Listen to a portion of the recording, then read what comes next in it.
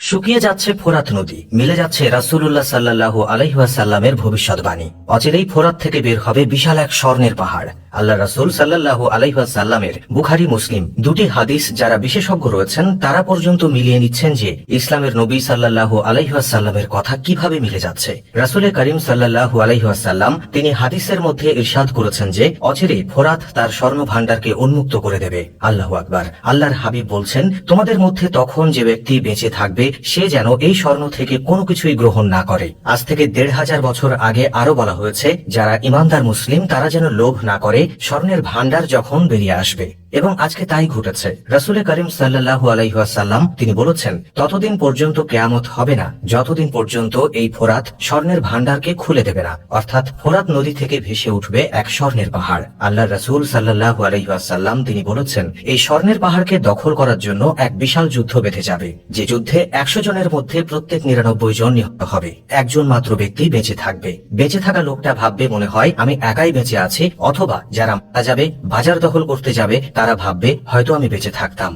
আল্লাহ তাআলা কিছু লোভীকে কিছু বেঈমানকে এই যুদ্ধের মাধ্যমে দুনিয়া থেকে বিদায় করে দেবেন, এবং এই যুদ্ধের পেছনে লড়াই করবে তুর্কি, রোম এবং আরো অন্যান্য জাতি। স্কলাররা বের করেছেন আসলে ফোরাত নদীর বর্তমান অবস্থান কোথায় এবং এটার বর্তমান কি অবস্থা রয়েছে। আপনি শুনে আশ্চর্য হয়ে যাবেন। এটার উৎপত্তি স্থল তুরস্ক থেকে শুরু হয়েছে, সিরিয়ার উপর দিয়ে গিয়ে ইরাকের দোসরা নদীতে গিয়ে শেষ হয়েছে। আর এই নদীর ৯০% পানির উৎস হল তুরস্কের কারাসু একসুরাত রিভার। এই দুই নদী থেকে ৯০% পানি ফোরাত নদীতে যোগ হয়। এটার আরো একটা ইংরেজি নাম ইউফ্রেটিস।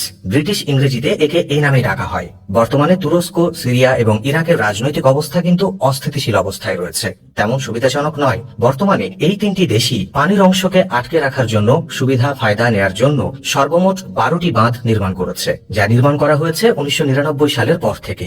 এই নদীর পানি বর্তমানে অস্বাভাবিক হারে শুকিয়ে যাচ্ছে। গ্লোবাল ওয়াটার ফ্রম রিসার্চাররা রয়েছে বিভিন্ন সংস্থায়, তারা আশ্চর্য হয়ে বলছে অচিরেই ফোরাত নদী শুকিয়ে যাবে। রাসূলুল্লাহ এটাই বলেছেন যে ফোরাত শুকিয়ে যাবে, ফোরাত থেকে উন্মুক্ত হবে সোনার ভাণ্ডার। যে জায়গাটা উন্মুক্ত হবে সেটা ঠিক কোন জায়গায় বলা হচ্ছে, সিরিয়ার দেইর আল জোর প্রদেশে। এই নদী থেকে এত পরিমাণ পানি এখন পর্যন্ত নেওয়া হয়েছে যে সেখানে পুরো শুকিয়ে গিয়েছে, এবং সেখান থেকেই স্বর্ণের একটা পাহাড় ভেসে উঠবে। আল্লাহর হাবিব সতর্ক বার্তা দিয়েছেন আমাদের জন্য, তোমরা যারা বেঁচে থাকবা, তোমরা যারা সেখানে থাকবে, কেউ এটা গ্রহণ করতে যাবে না। প্রতি ১০০ জনে ৯৯ জন শেষ হয়ে যাবে। তখন এই স্বর্ণের ভাণ্ডার যখন উন্মুক্ত হবে তখন চতুর্দিক থেকে মানুষ তাকে দখল করতে আসবে। আসলে স্বর্ণের ভাণ্ডারের মালিক কেউ হতে পারবে না। এটা কিয়ামতের আলামত, আর এটা ঘটতে যাচ্ছে। এটাতে ইসলামের সত্যতা মিলে যাচ্ছে। মহান আল্লাহ তাআলা আমাদের সবাইকে লোভ, লালসা, অহংকার, হিংসা, বিভিন্ন কামনা বাসনা থেকে আমাদের নফসকে পরিশুদ্ধ রাখার তৌফিক দিন।